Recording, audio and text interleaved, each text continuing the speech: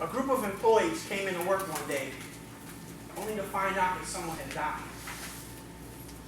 Now there was a note on the wall that read, "Yesterday, the person that has been hindering your growth in this company has passed away. And we invite you to join the funeral that has been prepared in their honor." At first, all of the employees were sad to find out that one of their own coworkers had passed away. But eventually, they grew curious to know, who was this man that hindered the growth of his colleagues and the company itself? So on the day of the funeral, each employee was given the opportunity to spend a few minutes with the deceased. One by one, as each employee got closer to the coffin, their excitement and curiosity grew. "Man, I wonder who's in there," they'd whisper to one another. When the first employee walked into the room and stood next to the coffin, she was speechless. She stood next to that coffin in complete shock, as if someone had touched the deepest part of her soul.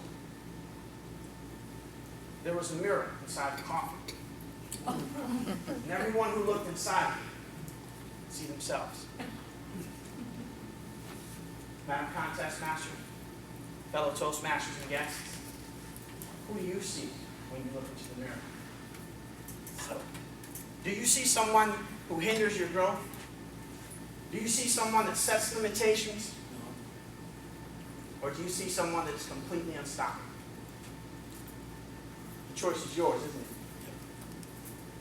Now, I'd like to think that we all pass a mirror at least once throughout the day. And what do you do when you see yourself in the mirror? Do you hide in shame? Isn't it true that when we gaze upon our own reflection in the mirror, we tend to focus on our imperfections?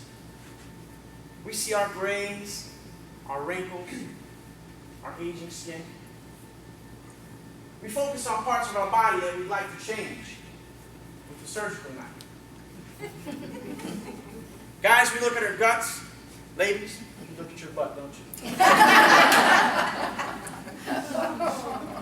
Still, many of us in this room can look into the mirror and be completely satisfied with the person that we see.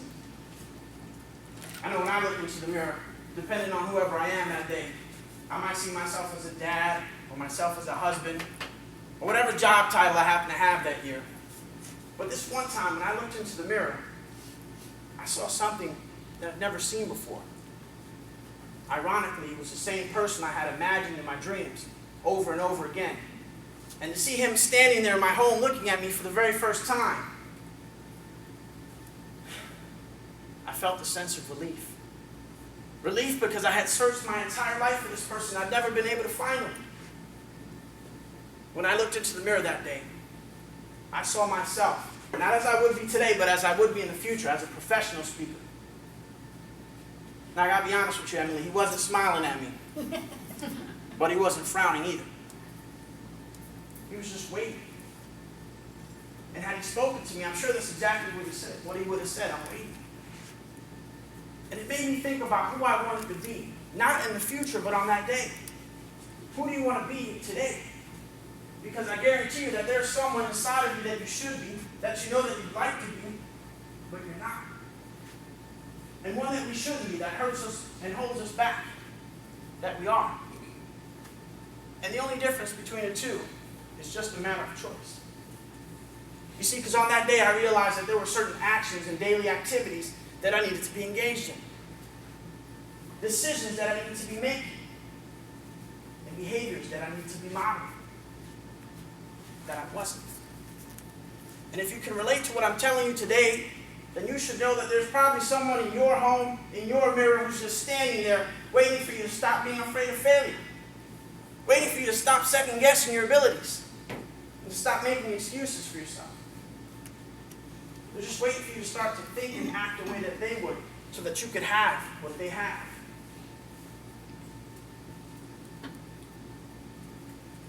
My friends, when you leave here today, I encourage you to find yourself a mirror and gaze into the future.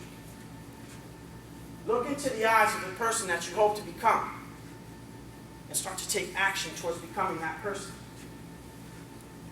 Now, do you remember how the first employee felt when she walked into the room and stood next to the coffin? She was shocked and speechless, wasn't she?